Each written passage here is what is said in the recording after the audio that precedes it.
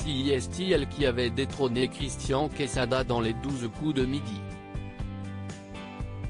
Ce vendredi 26 mars, Claire Catelin, ancienne candidate du jeu de TF1 était de passage sur le plateau de Touche pas à mon poste afin de réagir à la libération de Christian Quesada.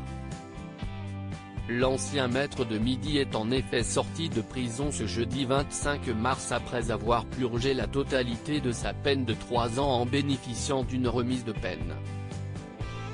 Pour rappel, l'ancienne star du jeu de Jean-Luc Herman a été reconnue coupable de corruption de mineurs sur 4 jeunes filles, entre le 1er avril 2017 et le 25 mars 2019, et d'avoir détenu et diffusé des images pédopornographiques. Claire, qui est aussi juriste de profession, a d'abord fait savoir qu'à son sens la peine n'était pas suffisante. En tant que juriste je peux dire que oui, mais en tant que femme, en tant que maman non, pas du tout, la peine n'était pas suffisante, a-t-elle indiqué avant d'ajouter, CIST un monsieur qui avait déjà eu des histoires de ce genre à l'époque et peut-être que toutes les victimes n'ont pas encore porté plainte, peut-être qu'il y a d'autres choses. En tant que maman ça me révolte, j'ai très peur qu'il recommence, a-t-elle confié.